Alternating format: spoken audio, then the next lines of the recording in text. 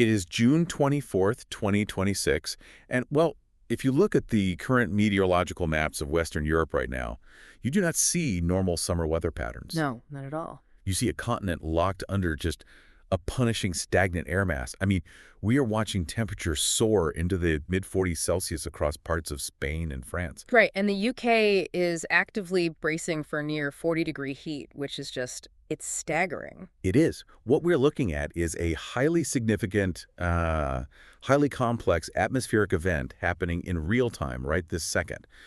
The numbers coming in from the sensor networks across the continent are pushing the absolute limits of historical precedent. Yeah, the scale of the atmospheric blocking pattern we're monitoring today is frankly immense. We are witnessing atmospheric physics operating at an extreme threshold here. Welcome to Meteorology Matters, the podcast that dives deep into the science, chaos, and stories behind the weather that shapes our world.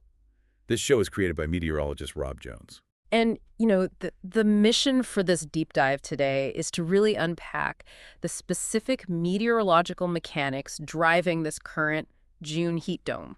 Yeah, we need to connect the atmospheric setup we are seeing today to the startlingly early heat wave that shocked the continent just, a few weeks ago in May. Right, the May event was a massive precursor. So we are going to explore the precarious balance between human adaptation, our infrastructure, and an increasingly hostile climate.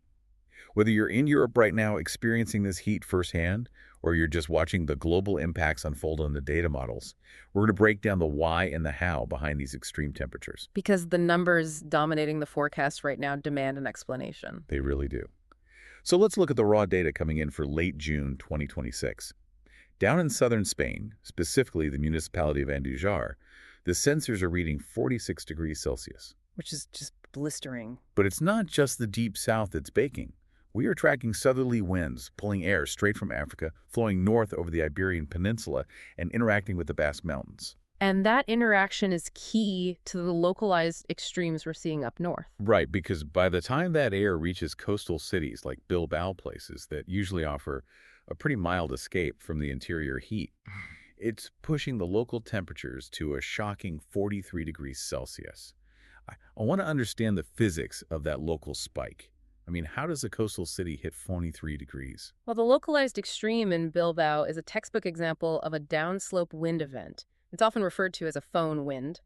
But the difference here is it's happening on top of an already dangerously hot air mass. So it's compounding the heat. Yeah, exactly. To understand the mechanism, we have to track the air as it moves. So we have this prevailing southerly wind pushing a hot, dry air mass from the interior of the Iberian Peninsula toward the northern coast. And standing in the way of that air are the Basque Mountains. Right. So when this air mass encounters the mountain range, it is physically forced to rise up the slopes. And as air rises in the atmosphere, the ambient pressure decreases, which allows the air parcel to expand. And expansion requires energy, so the air cools down. Yeah, that's the adiabatic cooling process. Right. The higher you go, the cooler the air gets, generally speaking. Correct. But the critical phase happens once that air actually crosses the peaks and begins its descent toward the northern coastline and sea level, where Bilbao is located. So it's coming down the other side. Yeah. And as the air descends, the atmospheric pressure increases. The air parcel is compressed. And just as expansion causes cooling, compression causes rapid heating.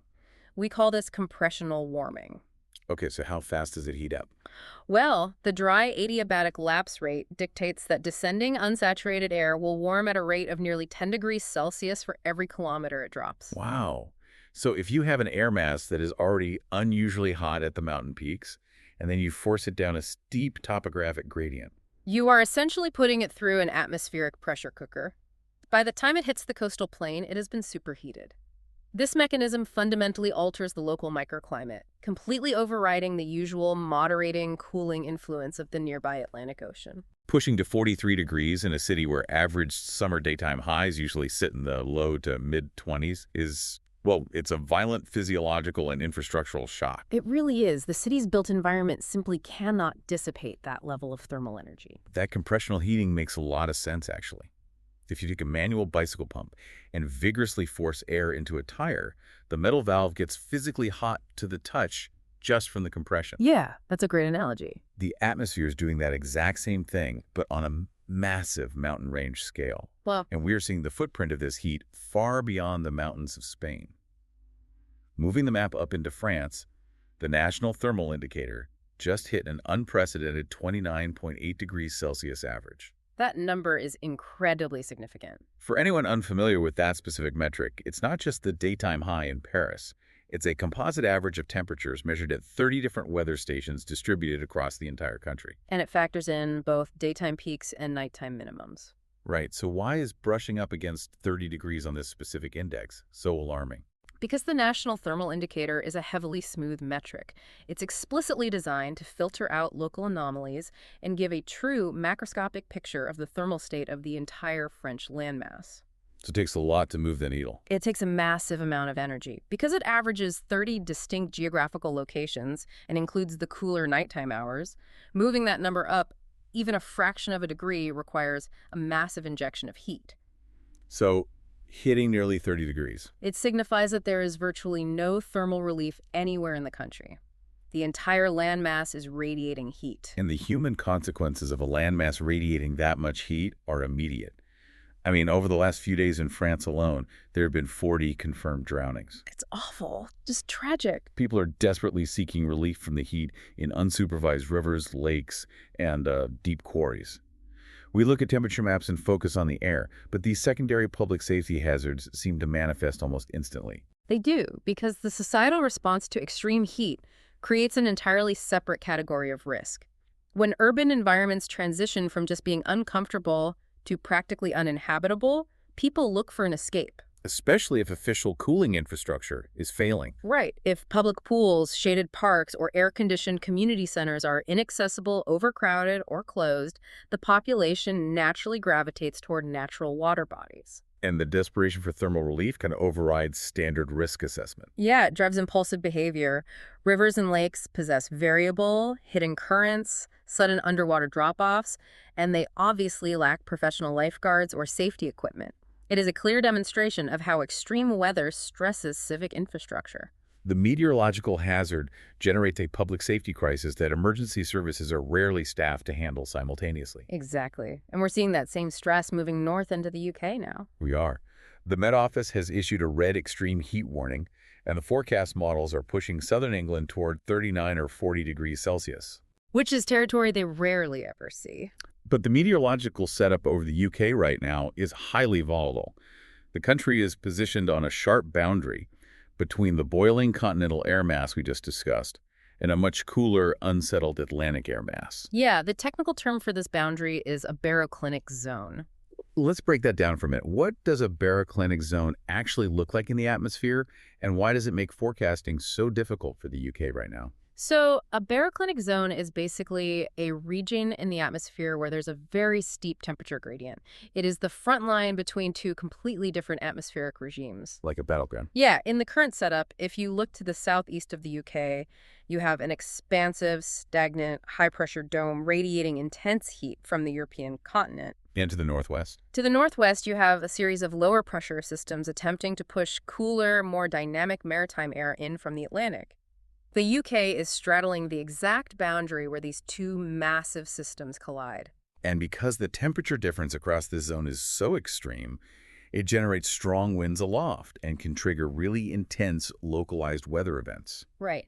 The physics of the atmosphere do not allow these air masses to simply blend smoothly. The boundary becomes wavy and weather fronts develop along it. So it's constantly shifting back and forth. Yeah, these fronts can stall out, reverse direction, or surge forward unpredictably. For a forecaster, this is a nightmare scenario. I can imagine. A geographical shift of just, 50 or 100 kilometers in the position of that baroclinic zone makes all the difference. It can mean the difference between heavy, thundery downpours in a cool Atlantic flow or relentless, intense sunshine under the continental high-pressure dome. So one town might be sitting at 22 degrees Celsius with torrential rain, while a town just down the motorway is locked in at 38 degrees and baking. Exactly. The models struggle to resolve the exact placement of that boundary down to the kilometer. But for the millions of people caught on the warm side of that line, the heat is absolute and dangerous. I want to focus on the nature of the air caught on that warm side, because this is a really crucial distinction. When people hear forecasts of 40 degrees Celsius, I think the immediate mental image is often a desert, like a dry, baking heat. Right, like stepping into an oven. But the data shows incredibly high dew points right now.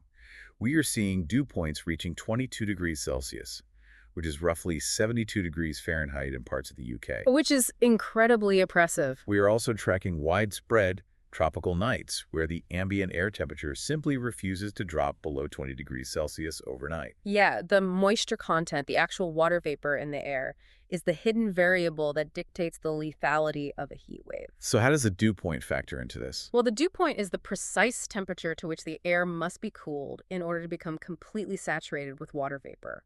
When the dew point hits 22 degrees Celsius in Western Europe, you are looking at an atmospheric profile that more closely resembles the humid subtropics. Or like the southeastern United States in mid-July. Yeah, it is exceptionally high for this latitude. The higher the dew point, the more moisture is in the air, and that elevated moisture level fundamentally changes the thermodynamics of the environment, particularly at night. I want to try an analogy here to separate dry heat from humid heat, because the physiological difference is massive. Think about the difference between standing in front of an open oven and sitting in a steam room. Oh, that's a good comparison. If you open a hot oven door, you are hit with a wall of intense high-temperature heat. But it is dry. If you step back, or more importantly, if you sweat, your body manages the thermal load pretty well. Right. The sweat is secreted onto your skin, and because the surrounding air is dry, the liquid water evaporates rapidly into the air. And that phase change, from liquid sweat to water vapor, physically pulls heat energy away from your skin, cooling your blood. It's an incredibly efficient cooling mechanism. But the current environment over Europe feels like a steam room. The air is already so loaded with water vapor, as shown by those high dew points, that your sweat has nowhere to go. The air simply cannot accept much more moisture. So the sweat just pools on your skin. The evaporation mechanism, which is the human body's primary air conditioning system, is essentially neutralized. And that is when it becomes deadly. So the question becomes, how does the atmosphere physically build and sustain this steam room over an entire continent? What traps the moisture and the heat together in the first place? The mechanism building that steam room is the subsidence inversion associated with the high-pressure system. Okay, a subsidence inversion, what does that mean? So a heat dome is driven by a massive, deep ridge of high pressure. In a high-pressure system, the air in the mid and upper levels of the troposphere is slowly, continuously sinking toward the surface. We call this subsidence. Right. As this vast column of air sinks, it is compressed by the weight of the atmosphere above it. And as we established earlier with the downslope winds, compression causes warming. So the sinking air mass warms significantly. It is warming from the top down. Yes. And as it sinks and warms, it creates an inversion layer. Normally, as you know, air gets cooler the higher you go. Right, like when you climb a mountain. But in a subsidence inversion, there is a layer of air aloft that is actually warmer than the air below it. This inversion acts like an invisible, impenetrable lid over the landscape. It just caps the whole system. It completely suppresses vertical motion. Warm air at the surface tries to rise, but it hits this warmer inversion layer and just stops. And because the air cannot rise, clouds cannot form. Exactly. The absence of cloud cover allows relentless maximum intensity solar radiation to strike the surface, baking the ground and heating the lowest layer of the atmosphere from below. So you have compressional heating pushing down from above and intense solar radiation baking the earth and heating the air from below. The entire atmospheric column is trapped in a heating cycle. And crucially, because that inversion lid prevents any vertical mixing, all the moisture evaporating from the surface, from the soil, from vegetation, from nearby warm water bodies cannot escape into the upper atmosphere. So it can't form cooling thunderstorms or rain showers to relieve the heat. No, the moisture is just trapped near the surface, steadily driving up the dew point. Furthermore, the sinking air associated with the high pressure expands outward at the surface. Creating a wind divergence. Right, which actively repels other cooler weather systems from moving in. The system parks itself, traps the moisture, blocks the relief, and turns the lower atmosphere into a stagnant, suffocating environment. It also traps particulate matter and pollutants, meaning these heat extremes are almost always accompanied by severe air quality degradation. Oh, for sure. The smog gets trapped right along with the humidity. It is just a closed-loop system of compounding heat and humidity. The severity of this current late June event is undeniable. But looking at the longer-term meteorological data, what is truly concerning is that this is not an isolated shock. No, not at all. The atmosphere over Western Europe was already primed by a massive, record-shattering thermal anomaly just a few weeks prior. We were watching a system that was fundamentally disrupted in May. Yeah, analyzing the temporal sequence is vital here. You cannot look at the June data in a vacuum. Because the baseline was already shifted. Right. The thermal baseline of the continent, the state of the oceans, and the physiological readiness of the biosphere were all deeply compromised by the events of late May. The May heat wave preconditioned the environment for the crisis we are seeing today. Let's examine that May 2026 shock. From roughly May 21st through the 30th, Europe experienced a heat wave that just defied seasonal expectations. Temperatures spiked 10 to 15 degrees Celsius above the climatological normal for that time of year. Which is an absurd anomaly for spring. We saw long-standing May records entirely rewritten across France, the UK, Portugal, and Ireland. And the societal disruption was immediate authorities closed over 200 schools in France because the classrooms became thermal hazards. Right, because those buildings aren't equipped for midsummer heat in May. Exactly. Parts of the Eiffel Tower were even shut down because the structural metal became too hot to touch, or the environment was just too dangerous for crowds. To see that level of infrastructural failure before the summer solstice is alarming. It is. The timing of the May anomaly is the critical factor. When a heat wave of that magnitude strikes in late spring, it creates an immense acclimatization deficit for both the human population and the natural environment. Because we just aren't ready for it yet. Yeah, human physiology requires a gradual ramp up to handle summer heat. Throughout a normal spring, as temperatures slowly climb, the body undergoes a series of physical adaptations. Like what kind of adaptations? Well, for one, blood plasma volume expands, which allows the heart to pump more blood to the skin for cooling without compromising your overall blood pressure. Oh, wow. I didn't realize the blood volume actually changes. It does. And the sweat glands become more efficient too. You start sweating sooner, you produce a higher volume of sweat, and crucially, the sweat becomes more dilute, meaning you lose fewer vital electrolytes like sodium. So your body gets better at holding onto the salts it needs. Exactly. But these biological changes take weeks of gradual exposure to complete. When temperatures suddenly spike by 15 degrees in May, the population is caught physiologically unprepared. The internal cooling mechanisms are simply not calibrated for the thermal load. It's the biological equivalent of being forced to run a marathon at a dead sprint without a single day of training. The system just redlines and fails. That is a perfect way to describe it. And the lack of preparation cascades through every system. Vegetation is particularly vulnerable in May, too. Right, because plants are in their rapid spring growth phase. Yeah, they are utilizing significant water resources. An extreme heat event, especially one accompanied by high solar radiation and low initial humidity, rapidly depletes soil moisture through intense evapotranspiration. It literally sucks the water right out of the ground. It shocks agricultural crops and dries out natural landscapes, creating conditions ripe for early season wildfires. And it ensures that the ground will be drier and hotter when the next heat wave hits, which is exactly what we are seeing in June. Because dry ground heats up much faster than moist ground, right? Exactly. Because the sun's energy goes entirely into raising the temperature of the soil, rather than evaporating water. Furthermore, civic infrastructure is caught off guard in May. Because they haven't switched gears to summer mode yet. Right. Municipalities have not yet transitioned to summer protocols. Seasonal staff for beaches and pools are not hired yet, cooling centers are unstaffed, and large commercial building HVAC systems are often still optimized for spring heating rather than maximum summer cooling. The early onset targets every vulnerability simultaneously. And while the landmass was baking in May, the ocean was doing the exact same thing. The heat definitely wasn't confined to the continent. We are tracking severe marine heat waves acting as an incubator for the atmospheric heat. The Mediterranean Sea, the Bay of Biscay, and the waters surrounding the UK are all experiencing massive thermal anomalies right now. And that plays a huge role in the sustained heat. Because we're taught to think of the ocean as the great moderator, a vast, infinite heat sink that cools the coastlines. But right now, the ocean's thermal state is actively worsening the situation over land. The interaction between the ocean and the atmosphere during these extreme events is paramount. Globally, the oceans absorb upwards of 90% of the excess heat trapped by anthropogenic greenhouse gases. Which is a staggering amount of energy. It is, but that absorption changes the physical properties of the water. We are currently observing severe marine heat waves that have recently affected over 80% of Europe's ocean regions. And the issue lies in the high specific heat capacity of water, right? Yes, it takes an enormous amount of thermal energy to raise the temperature of the ocean, but once it is warm, it retains that heat relentlessly. It does not cool down quickly. It holds on to the thermal energy with incredible stubbornness. And when the waters of the Mediterranean or the Bay of Biscay hold on to that anomalous heat, the traditional coastal microclimates break down.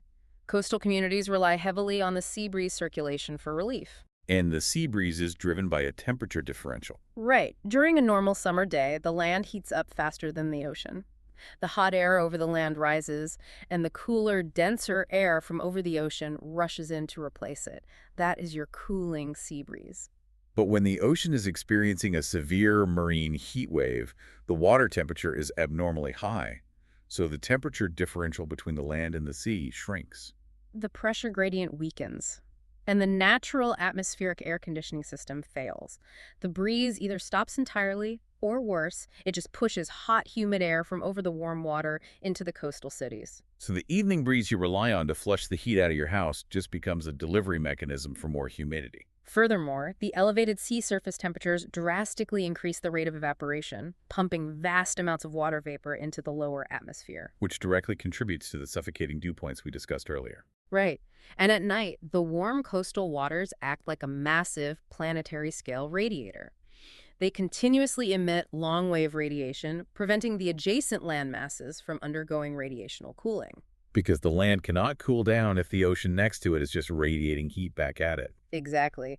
This is a primary driver of those dangerous, persistent tropical nights along the coastlines. We also need to zoom out and place this European crisis into the broader global atmospheric context. The heat in Europe is not happening in isolation. We are seeing near-record global ocean temperatures overall, and the atmospheric models are currently monitoring the development of an El Niño pattern in the Pacific. Yes, the El Niño pattern is a massive piece of the puzzle. How does a warming event in the equatorial Pacific influence the formation of a heat dome over, say, Paris or London? Well, the development of an El Niño, which, as a reminder, is characterized by anomalous warming of the sea surface temperatures in the central and eastern equatorial Pacific, creates profound atmospheric teleconnections. Teleconnections meaning weather changes that happen far away from the source. Right. The Pacific Ocean is so vast that when it warms significantly, it pumps immense quantities of heat and moisture into the global troposphere. This influx of energy alters the deep convection patterns over the tropics. And that forces changes downstream. Exactly. It forces changes in the position, strength, and meandering of the global jet streams. It disrupts the high-altitude winds that steer the weather systems. While the direct linear impact of an El Niño on European summer weather is highly complex, and statistically it's less predictable than its impacts on North America or Southeast Asia, it serves to elevate the baseline of the entire global climate system. You are starting with a global atmosphere that inherently contains more thermal energy. Right. When you superimpose the atmospheric waves generated by an El Niño on top of the long-term secular warming trend driven by greenhouse gas accumulation, you drastically elevate the statistical probability of these extreme, record-shattering regional events. The global climate is basically an interconnected fluid dynamics problem. A massive thermal anomaly surging in the Pacific ripples outward, altering the Rossby waves, the large-scale meanders of the high-altitude winds that eventually dictate whether a high-pressure block forms and stalls over Western Europe. That's exactly how the physics play out. The progression we are witnessing, from the massive acclimatization shock in May to the punishing stagnant crisis in late June, reveals a fundamental shift. We are not just experiencing anomalous weather patterns. We are living through a real-time rewrite of the climatological baseline.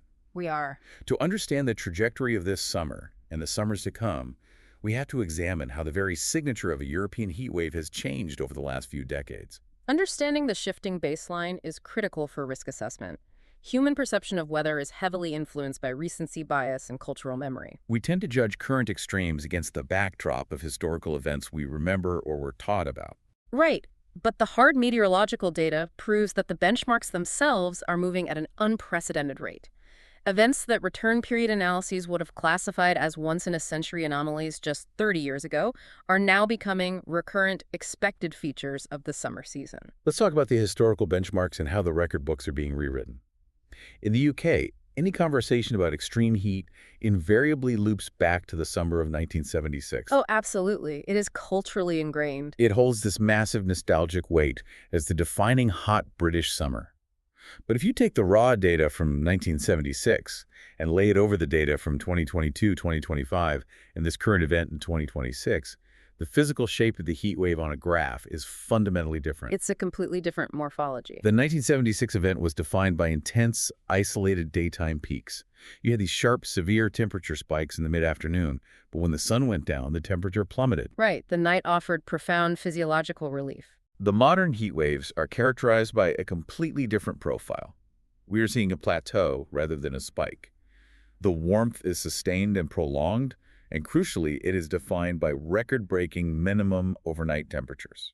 The transition from the spike profile to the plateau profile is one of the most definitive signatures of a warming climate system driven by increased greenhouse gas concentrations. So what's changing mechanically to cause that? Well, the synoptic weather patterns, the high-pressure blocking systems that cause the heat, occurred in 1976 just as they do today.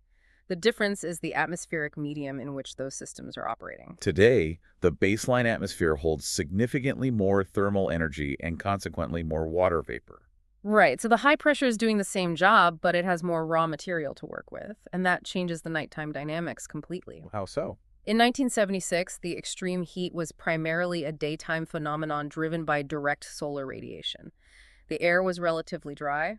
Once the sun set, the lack of solar input allowed the Earth's surface to rapidly radiate its accumulated heat back out into space. The temperature dropped sharply. Today, the elevated concentrations of carbon dioxide and other greenhouse gases, combined with the increased water vapor driven by warmer oceans, fundamentally impede that radiational cooling process. They act as an atmospheric blanket. Exactly. The long-wave radiation emitted by the Earth at night is absorbed by the greenhouse gases and water vapor in the lower atmosphere and then re-emitted back down toward the surface. The heat cannot escape. Therefore, when the high-pressure dome settles over the continent today, the daytime highs reach unprecedented levels, but the nighttime minimums stay dangerously elevated. The record-breaking minimum temperatures are the true, insidious marker of modern climate change. They transform a hot afternoon into a 24-hour-a-day physiological crisis. Completely removing the human body's window for cardiovascular recovery. Right, which brings us directly to the grim prototype for our current crisis, the 2022 wake-up call. We really have to revisit the mortality data from the summer of 2022 because it illustrates the lethal consequence of that plateau profile. During that summer, excess mortality linked directly to the heat exceeded 61,000 to 70,000 deaths across Europe. It is a staggering number. 70,000 people. That is the entire population of a mid-sized city, effectively erased by the weather.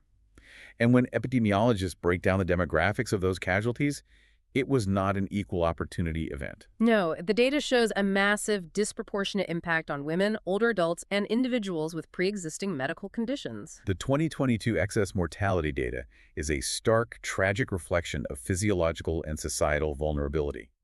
Heat is an invisible hazard. It does not carry the visual terror of a flood or a windstorm. But its impacts are highly stratified.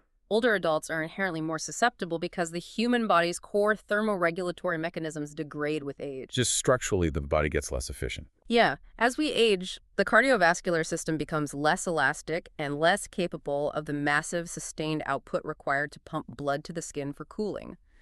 The sweat glands also become less responsive and less efficient. The body's internal AC unit just wears out. That's a good way to put it. Furthermore, pre-existing conditions, particularly cardiovascular diseases, respiratory illnesses, and renal diseases, are severely exacerbated by the physiological stress of prolonged heat exposure. Because the heart is working overtime just to maintain a safe core temperature. Exactly. And the disproportionate impact on women, particularly in the oldest age cohorts, is a subject of intense, ongoing epidemiological study.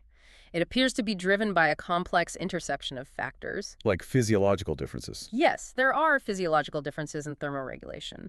Women generally have a lower sweat rate than men for a given thermal load, but it is also deeply tied to demographics and social structures. How does the social structure play into it? Women have longer average life expectancies, meaning there is a larger population of older women living alone in the highest risk age brackets.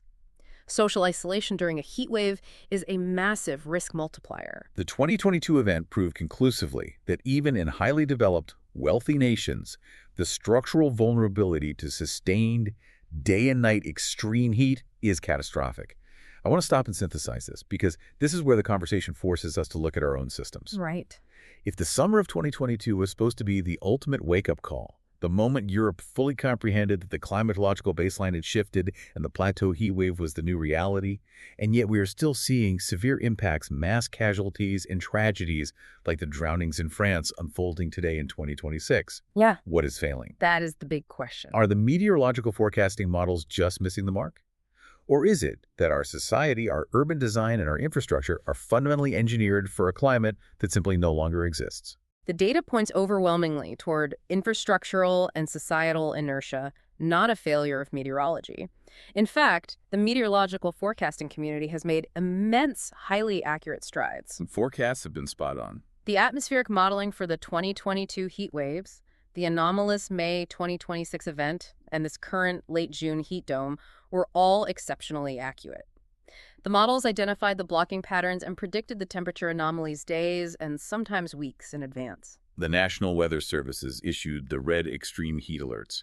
The warnings were broadcast. So the failure is not in our ability to predict the weather. The failure lies in the reality that we are attempting to manage 21st century climate extremes using 20th, or in many European cities, 19th century urban architecture and public health infrastructure. We have the warnings, but nowhere safe to go. Right. Our urban centers are heavily paved in dark, heat-absorbing asphalt and concrete, maximizing the urban heat island effect.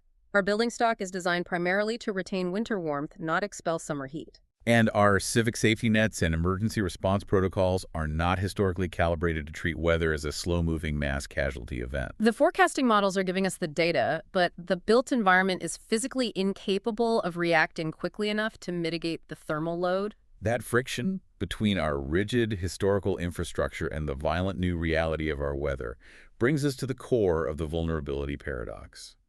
We need to unpack exactly why extreme heat is statistically the deadliest weather event on the planet and why it earns the title of this silent killer. The silent killer aspect is really crucial to understand. When a Category 4 hurricane makes landfall, or an EF4 tornado tears through a town, the damage is visceral and immediate. You see roofs ripped off, bridges washed away, massive trees snapped in half. The destruction is televised, and the threat is obvious. Heat does none of those things. It doesn't shatter glass or flood streets. It is a silent killer because the destruction happens entirely internally within the physiology of the human body, usually hidden away behind closed doors in private residences. The insidious, invisible nature of extreme heat is precisely what makes it so lethal.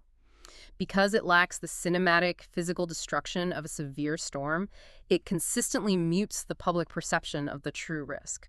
So to understand the mechanics of heat mortality, we have to look closely at the human body's thermoregulatory system. Right. The body operates within a very narrow thermal band, constantly fighting to maintain a core temperature of roughly 37 degrees Celsius. When the ambient environmental temperature rises significantly above skin temperature, the body absorbs heat from the environment. To counter this and shed the excess heat, the heart has to work exponentially harder. It induces vasodilation, widening the blood vessels near the skin, and increases cardiac output to pump massive volumes of warm blood away from the vital internal organs and out toward the periphery of the body. So the heart is essentially acting as a massive fluid pump for a radiator. Exactly. Once the blood reaches the skin, the heat can ideally be radiated away into the air or lost through the evaporation of sweat. But this process places a continuous, immense mechanical strain on the cardiovascular system. Especially if it goes on for days. If the heat exposure continues, the body begins to lose vast amounts of fluid and crucial electrolytes through heavy sweating. This leads to progressive dehydration. And as the body loses water, the blood volume actually decreases. And the blood physically thickens, increasing its viscosity. This forces the already stressed heart to work even harder to push the thicker fluid through the dilated vessels. It is a compounding failure. The pump is working harder, but the fluid is getting thicker. This physiological state progresses into heat exhaustion. The symptoms are clear warnings: dizziness, severe nausea, profound muscle weakness, headaches, and profuse heavy sweating. And if they don't get relief at that point, If the person cannot find a cooler environment and rehydrate, and the core temperature continues to climb, the central thermoregulatory system eventually collapses. The body realizes it is losing too much fluid and shuts down the sweat glands to preserve remaining blood volume. Which means they stop sweating entirely. The skin becomes hot, red, and dry. This is the onset of heat stroke. It is a profound, acute medical emergency. The core temperature rapidly spikes above 40 degrees Celsius. And at that temperature, the body's proteins actually start breaking down. Right, the proteins in the cells begin to denature, leading to rapid cellular damage, severe central nervous system dysfunction manifesting as confusion, seizures, or a coma and cascading multi-organ failure. And as we discussed with the shifting climatological baselines, the compound day-night heat extremes are the fatal catalyst here. They absolutely are. During a historically normal summer, the nighttime temperature drop allows the cardiovascular system to return to a baseline resting state. But during the tropical nights we are seeing now, the ambient temperature remains so high that the heart has to work at an elevated stress capacity for 24 uninterrupted hours. The body is denied any physiological recovery time. It is a cumulative strain that leads directly to the mortality spikes we see on the third or fourth day of a prolonged heat wave. The biology of heat stroke is deeply unsettling when you break it down step by step like that. And understanding that physiological vulnerability brings us to a really counterintuitive point in the regional data. Ah, the Northern Europe paradox. Yeah. When you look at the map of Europe during a continent-wide heat wave, you would naturally assume that the places recording the highest absolute temperatures suffer the highest mortality rates. But the data clearly shows that populations in Northern and Western Europe are incredibly vulnerable to these heat waves, often suffering disproportionately compared to the South. Even though Southern Europe, places like Andalusia in Spain or Sicily in Italy, routinely sees higher absolute peak temperatures, their populations are significantly more resilient. Right. They are culturally and infrastructurally acclimatized. A 38 degrees Celsius day in Madrid triggers a very different societal and biological response than a 38 degrees Celsius day in London or Berlin. The vulnerability paradox highlights a crucial concept in climatology and public health. Vulnerability is not simply a function of the absolute maximum temperature on a thermometer. It's relative. It is a function of the magnitude of the deviation from the local climatological norm, combined with the society's capacity to adapt to that specific deviation. So Southern European societies have evolved over centuries alongside intensely hot, dry summers. Culturally, they have deep-rooted behavioral adaptations. The traditional siesta, for example, is not just a cultural quirk. It is a highly effective historical public health strategy designed to physically remove the population from the peak solar radiation and maximum thermal stress of the mid-afternoon. Furthermore, their infrastructure has evolved to manage heat. Traditional Mediterranean architecture utilizes thick, high thermal mass walls, often stone or adobe. Right. Materials that absorb heat slowly during the day, keeping the interior cool, and then slowly release it at night. They use lighter exterior colors to maximize the reflection of solar radiation, and crucially, they utilize external shading devices. Shutters and awnings. Yeah, shutters deployed on the outside of the building to block the solar radiation before it ever penetrates the glass windows. The architecture is actively fighting the heat load. But if we look at the structural realities in Northern and Western Europe, the engineering philosophy is the exact opposite. It's geared entirely toward winter. Right. Northern European homes were historically designed with one singular overriding imperative: to retain heat and ensure survival during harsh, freezing, prolonged winters. They are built to maximize solar gain. They feature large, unshaded windows designed to capture every possible photon of winter sunlight. And they are heavily insulated. The walls, the attics, the windows, everything is designed to prevent thermal energy from escaping. They also intentionally minimize natural ventilation to prevent winter drafts.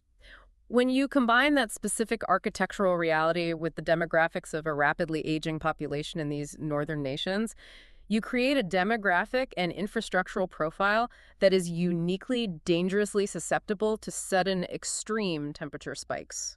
The built environment in Northern Europe effectively transforms into a thermal trap during a modern summer heat wave.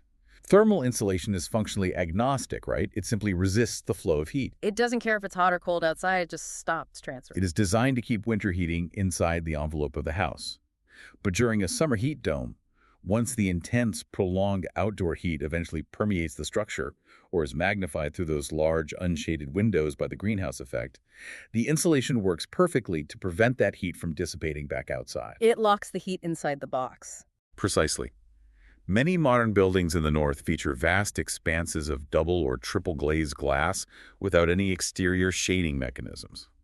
Once the shortwave solar radiation passes through the glass, it warms the interior surfaces. Which then emit long-wave radiation. And that long-wave radiation cannot pass back out through the glass. The indoor temperature skyrockets.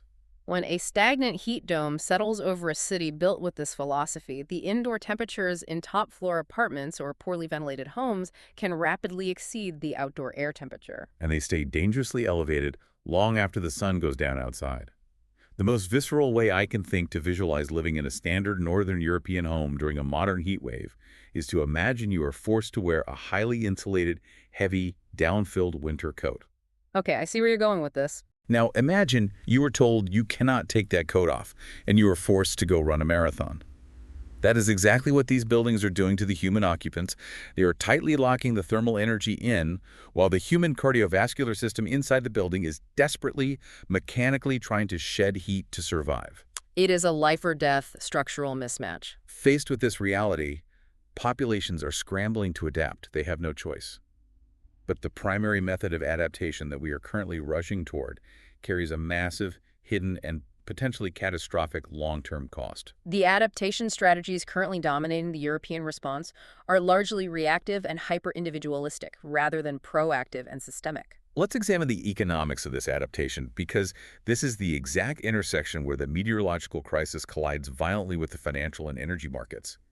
There are recent, in-depth economic analyses showing a fascinating but deeply concerning statistical trend regarding how Europe is surviving. The GDP and mortality correlation. Right. Historically, European heatwave mortality has been heavily mitigated by economic growth.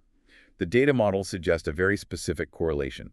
For every 19,700 euros of per capita GDP increase, a population gains roughly 1 degree Celsius of statistical tolerance to extreme heat. Basically, the data says wealth buys survival.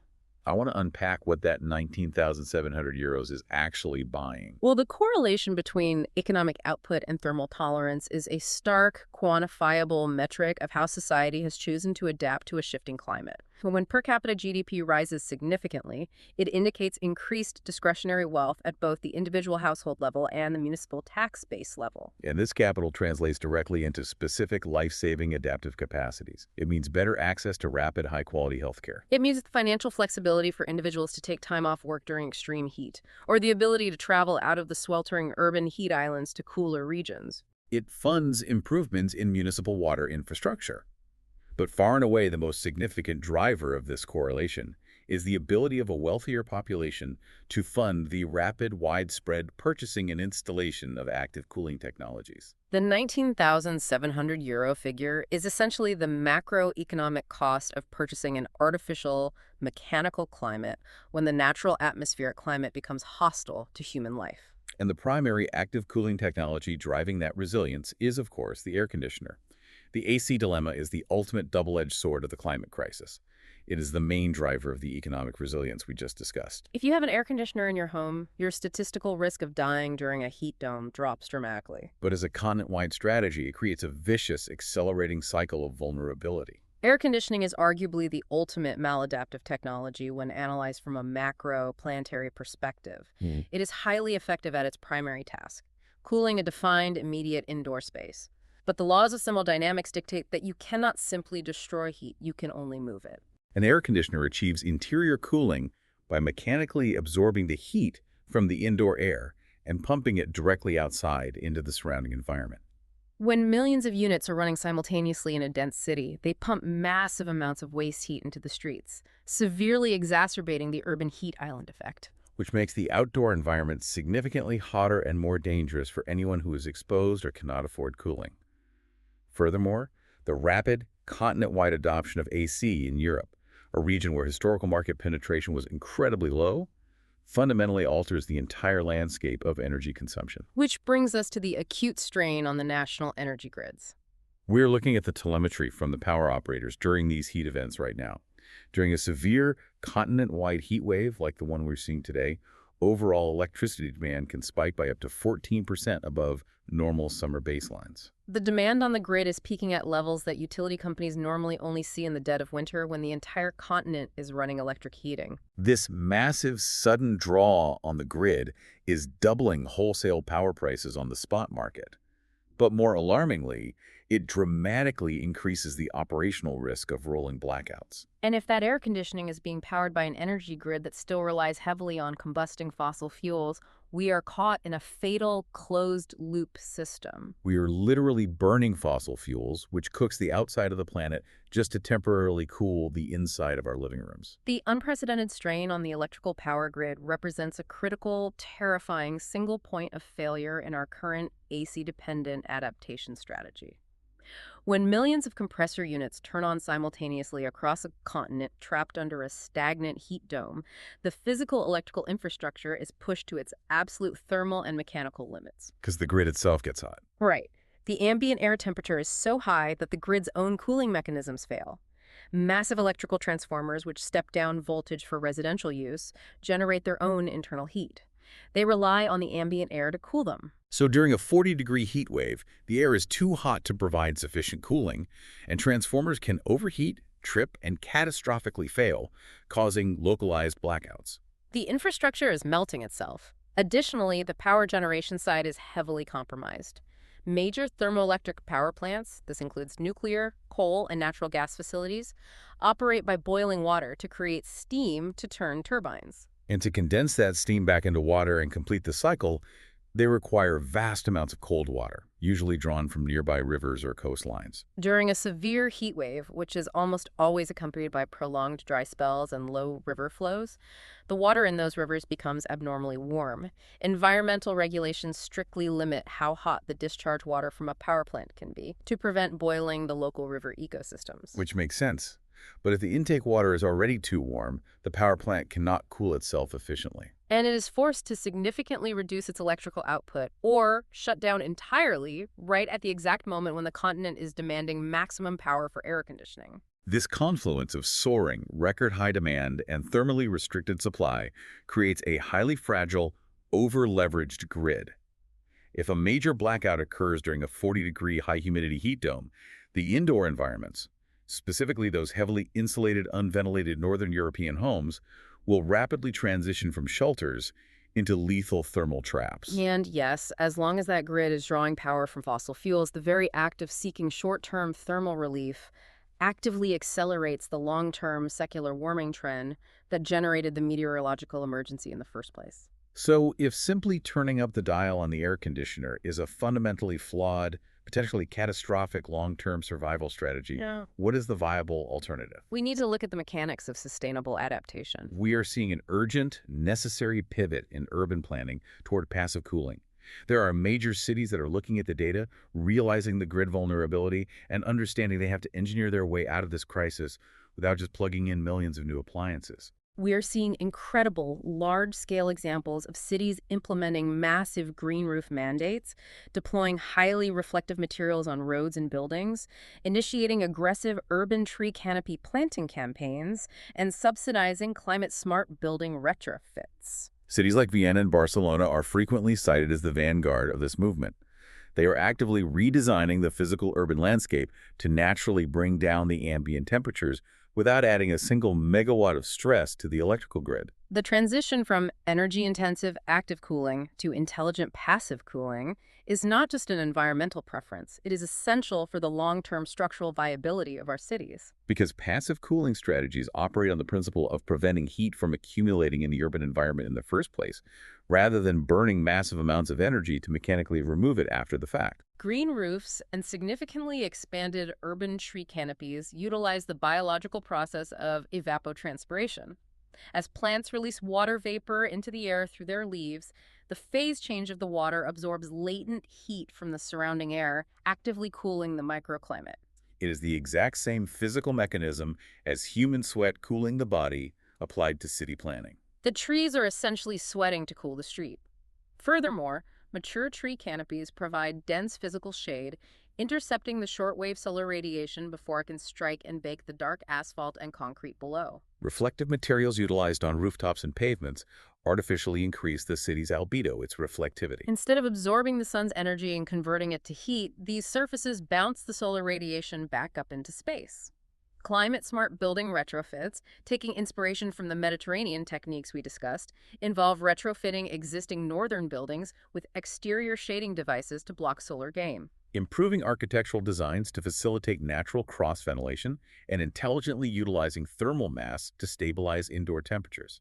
The critical advantage of these passive interventions is that they operate constantly, they require absolutely zero electricity to function during a severe heat wave, and they fundamentally alter the baseline microclimate of the entire city. They provide ambient thermal relief for everyone walking the streets, not just the individuals who possess the economic wealth to afford an air-conditioned room.